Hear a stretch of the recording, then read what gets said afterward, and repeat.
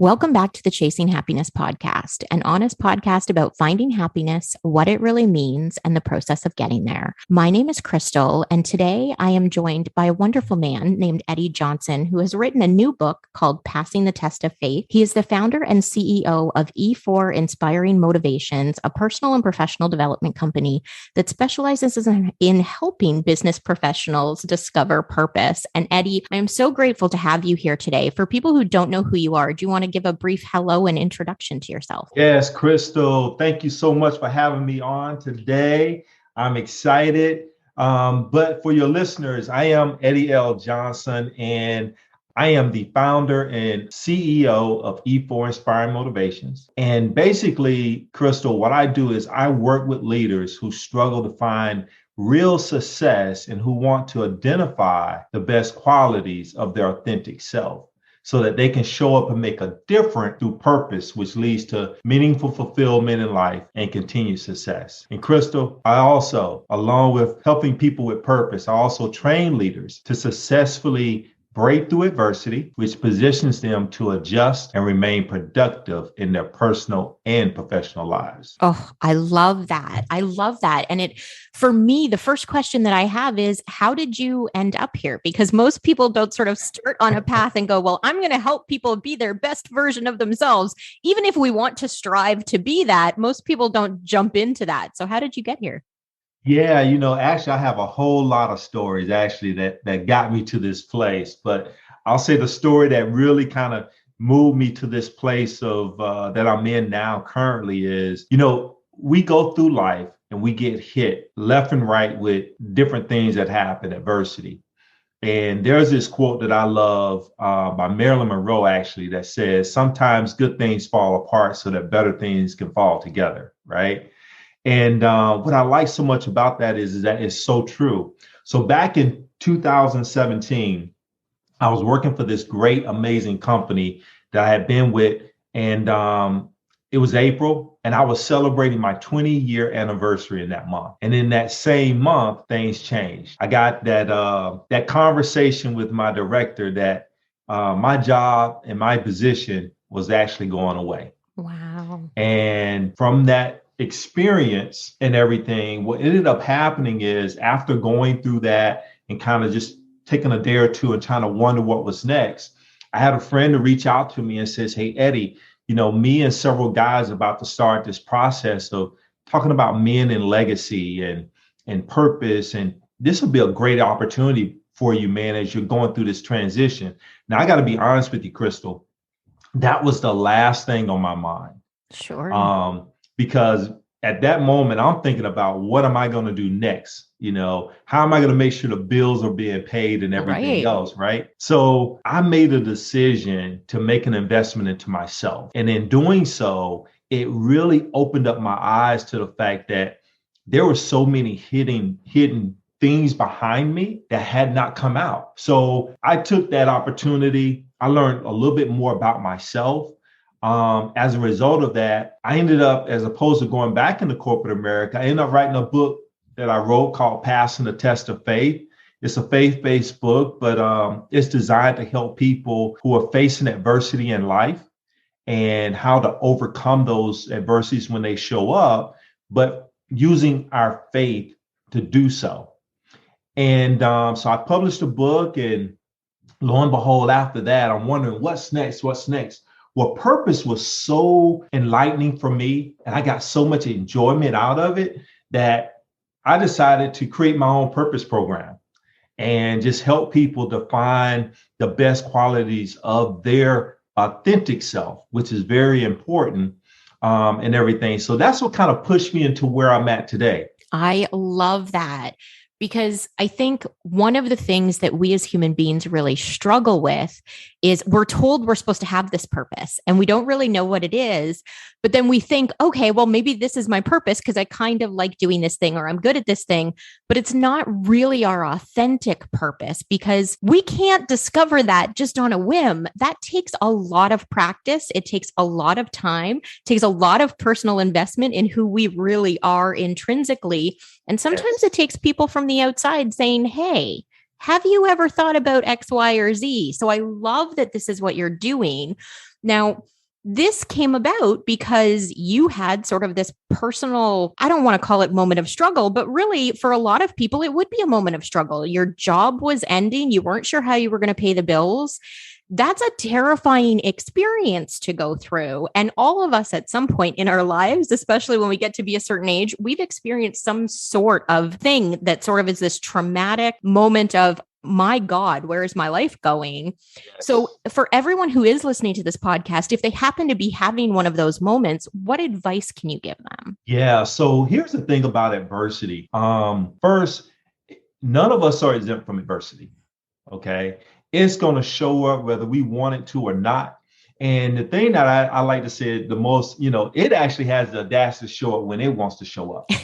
Okay. We don't give it permission. We just wake up one day thinking everything is going to be great and it just shows up. But the advice I would give everyone is the fact that adversity, the way I look at adversity, it's not designed to knock us out to the point that we can't get back up.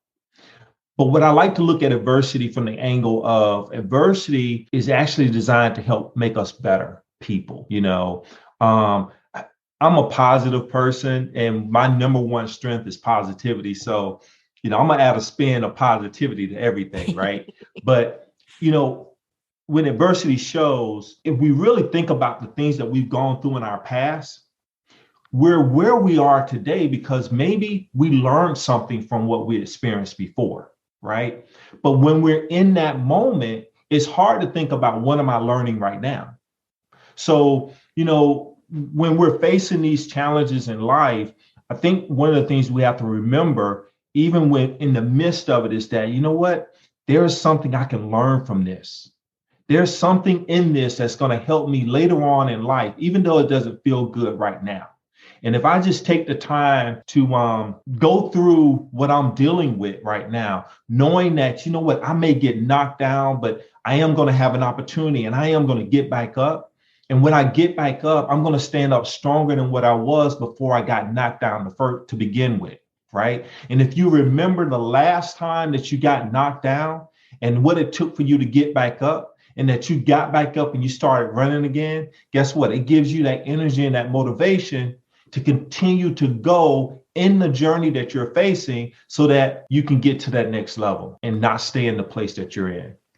And that I think is such an important thing because a lot of times, especially in this weird social media world that we live in, people are like, just find the silver lining, find the positive. But sometimes when you're in the middle of the muck, it's hard to do that. So being able to reframe that for people and say, hey, you might not be able to see that right now, but no, eventually you will. And that's the thing that will help drive you forward. Such a big thing for people. Yeah. It's interesting. So, in my book, for example, I provide three fundamental steps. But the first thing outside of the fundamental steps is having faith. Okay. And be able to have that faith and knowing that, I can get through this, but I'm not going to get through this by myself.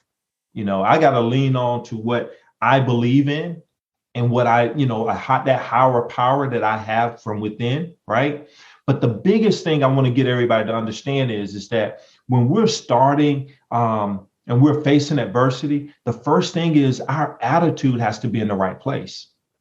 And that's a hard thing.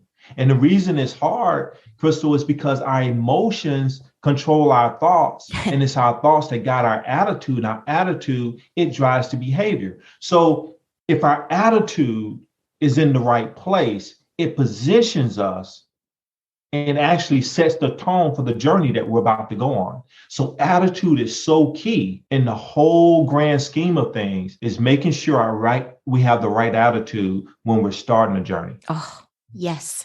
The right attitude, the right mindset. And it is a struggle, right? This human experience that we're going through is sometimes really crazy and chaotic and messy. And if anything, over the last couple of years, I think we've all learned a little bit that, there's a whole bunch of it we can't control.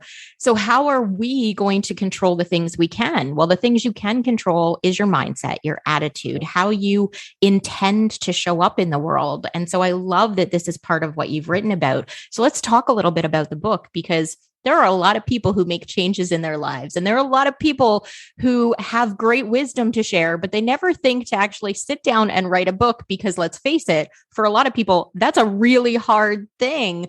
So what drove you to actually writing the book? Great question. Great question. So if you remember in the very beginning, I said, man, I have so many stories that I can tell to kind of lead me up to the place where, I'm doing what I'm doing now. So what led me to write the book was back in 2003, Crystal, I faced the biggest challenge of my life when my 3-year-old son, Kendall, was diagnosed with an inoperable brain tumor. Now, for those listeners that are out there, that are parents, that's like the worst thing you could ever imagine, is that your child is hit with a traumatic illness, and there's nothing that you can do as a parent. And that was me in that situation. But what I ended up doing was, as soon as I heard the word tumor from the doctor's mouth, I immediately turned my thought process to my faith. At that moment, that's all I could rely on. I couldn't rely on the doctor. I couldn't rely on anything I could do, right? So, in going through this whole experience, I'm relying on my faith in regards to my son's diagnosis. And over time, people started asking me the question, Crystal, Eddie, where'd you get faith to trust God with something so big? I don't think I could have had that kind of faith. And I'm hearing this over and over. So what ended up happening was I started wondering myself, where did I get faith to trust God with something so big? So I started the journey of going back over my past experiences in life. And I call these past experiences mountains, okay? And as I was going backwards, I ended up when I was in the 9th grade. And in the 9th grade, I played sports. I was a pretty good athlete. Matter of fact, I had broken a school record in the 8th grade in a basketball game, scored 41 out of 45 points. I mean, I was on my way. Quarterback of the football team, most outstanding offensive player. Everything is falling right? MVP of the basketball team. And I get this major injury. And in getting this major injury, it was so bad that it took all of my confidence away. But after basketball season in my 9th grade year, it was track. And in track, I did the high jump. And I wasn't supposed to do the high jump because I had just had surgery on my hand. And my doctor told me, if you break this thumb again and it hasn't healed, you may lose your thumb. Wow. But I was determined that I was going to do this high jump and I was going to win the championship. Well, Crystal, I was horrible during the track season. I couldn't jump higher than 5'3", 5'4". It was a miserable experience. But here's the deal. I remember going to my athletic director and I said, hey, am I going to win athlete of the year? I mean, I'm a quarterback of the football team, star of the basketball team. Obviously, there's nobody in this school better than me. And he says to me, Eddie, there are other good athletes. You're going to have to do something in track and field in order to win this award. Now, I knew at that time, there was no way it was going to happen. So I went home, Crystal, and I shared this with my mom. And my mother literally said to me, son, do you know what faith is? She said, if you believe in yourself and you have faith, you can do anything. So she gave me these scriptures. I read these scriptures every day for a week. And I said, I have nothing to lose. I got to try this thing called faith. But there was something that she shared with me, and I want to share with your listeners as well. And this has stuck with me all of my life. She told me in that moment, she says, Eddie, you're facing a test right now. And she said, you're in the 9th grade. But imagine if you fail this test, that you got to go back to the 7th grade and start over again. And when she said that, I thought to myself, man, I hate taking exams and tests. I don't want to do that. So I got to pass this thing, right? So, and it's the same way in our life. But anyway, I go out a week later after having this conversation. And before I knew it, Crystal, I've just jumped 5'6", 5'8", 5'10", 6 feet. I took second place, came back the following week, won the championship. But what I didn't realize is that in that 9th grade experience, that was an experience that had to happen in my life to prepare me for what I was going to experience 17 years later. Right. So that's kind of basically what really brought me to that point. And actually going through all of that and then kind of going through that process after being downsized, that's when I realized that my life had been riddled with adversity over and over. But every time I faced those situations, it was a new mountain that I was dealing with. I had to pass that test in order to get over the mountain, right? So in getting over it, what I realized in looking back is that every mountain had a reason behind it to prepare me for the next mountain that was coming that I had no idea about. So that's what really brought me to the place of writing this book. I love that. I love that because so often we think, especially as human beings who are trying to be self-aware and trying to grow, we think, well, I've already faced this challenge. Why am I being faced with another challenge?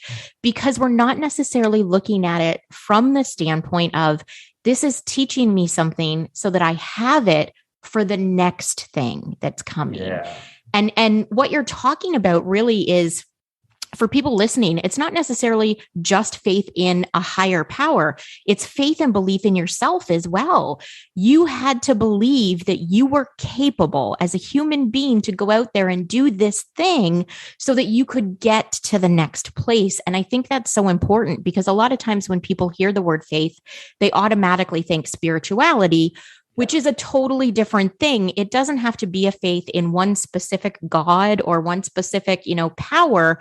It can be faith in your support circle. It can be faith in the people around you, faith in yourself, faith in your ability to handle something that you don't know how to handle, but you know you're going to figure it out because in the past you have. Yeah. Yeah. And that's very true. And that's, depending on who I'm speaking to, I explain it in that way, because what my mother said was, you have to believe that you can, and you need to have faith, right? So so with that being the case, that believe that you can, that's you having the confidence from within yourself. Right. Okay. Now, the faith aspect, to your point, is what do your higher power. Okay. Right. For me, it's spiritual. It's me believing in God that, hey, I got to rely on him and expect him to help me in this situation that I don't know how I'm going to deal with. Right. But that's different for everybody. And I get that, right? But more importantly, we do have to believe that we can.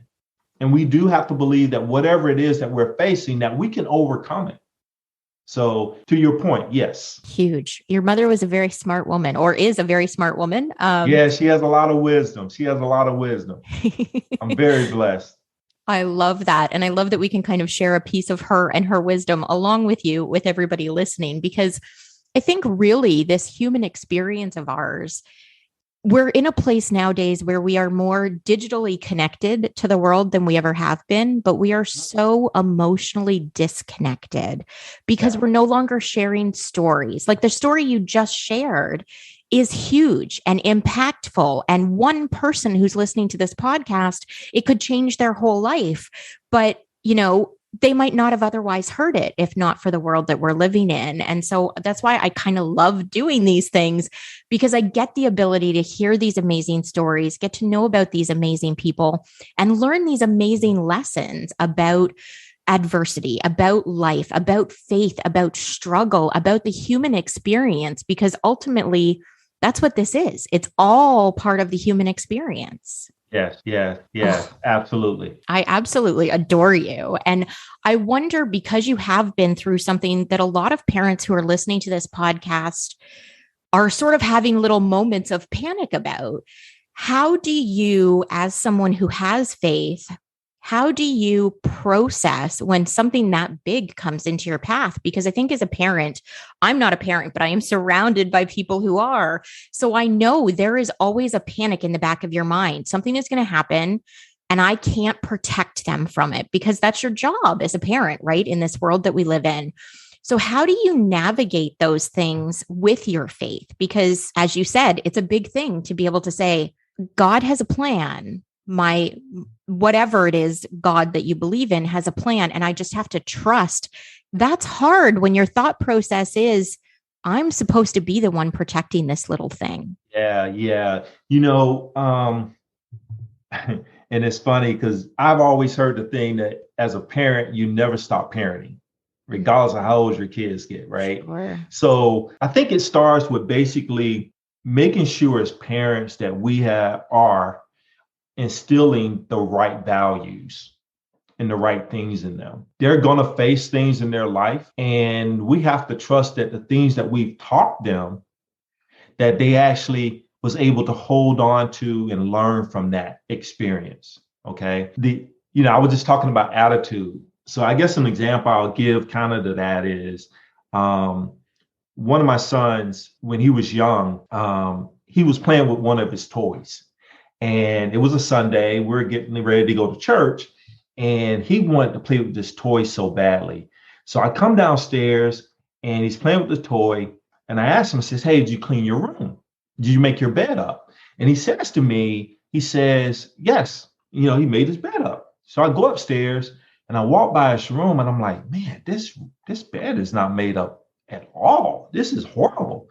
Now, what got me was out of all the kids in the house, he is the one who would make up his bed the better than anybody, right? So I go downstairs and I'm like, hey, Christian, you need to make up your bed. You didn't do a good job of doing that. Well, he was so in tune to his toy, right, that he didn't want to stop playing. So I said, you need to get upstairs and clean up your room and make your bed up. So he's walking upstairs and he is so upset with me. It took him about 5 to 10 minutes to walk up the stairs. And I stood there at the bottom of the stairs watching him the whole time while he's having this little attitude about doing it. I watched him take every little step, right? So he goes in, he makes up his bed, and he comes back and says, hey, did you make your bed up? He says, yeah. So I go back upstairs and I look in the room like, this is still not made up, right? Well, I ended up having a good conversation with him about his attitude and how his attitude affected his outcome and the result, right? Well, fast forward and he's gotten older. Well, guess what? That conversation had impact. And I was able to put something in him to help him to realize that attitude is everything. And because of his attitude was in the wrong place, he wasn't able to get a good result on making his bed up.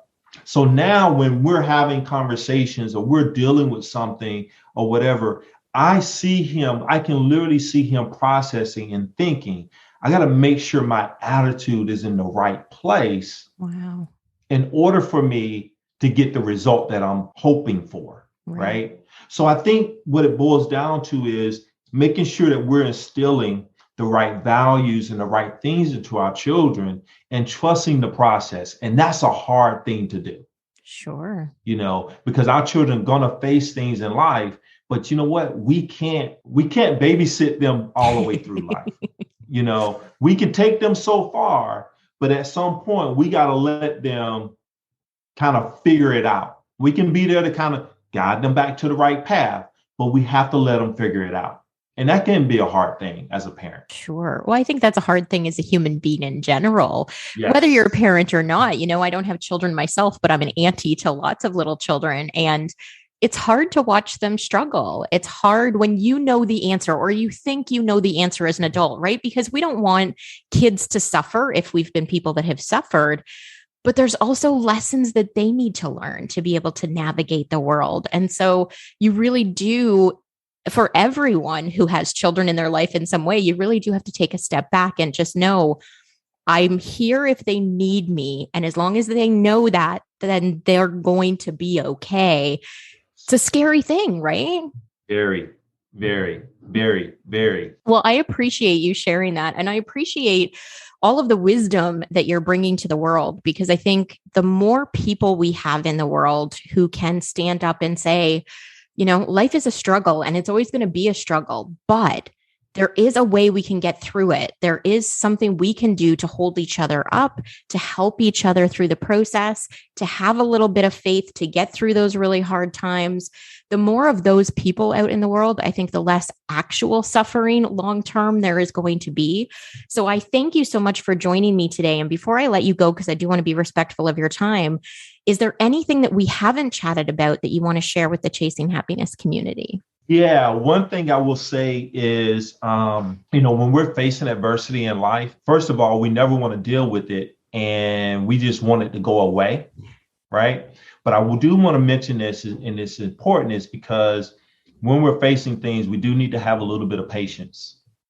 And it's a hard thing to do. And the reason it's hard is because we want it to go away quickly. But what happens is when we try to rush our way through what we're dealing with, in other words, we try to manipulate our way through. How many times have we done that, right? Right. What happens is we make mistakes, and those mistakes that we make may actually keep us in the situation a little bit longer than we might have been in it to begin with. So having a little bit of patience is what I found to be real key as well. And like I said, it's a hard thing, but patience is really key. Starting the journey with the right attitude, but having patience on the journey is key. Just know that as long as you're continuing to move forward, your attitude is going to help you on the journey to get through that day. Stay focused on the main thing and not focused on, I got to get through this today, because today may not be the day. And if you're focused on, I got to get through this today, guess what? That getting through this today may seem like a whole year, and mistakes will happen. So that's one thing I just wanted to mention as well. Oh, I love that. I love the having patience, because we live in this world right now.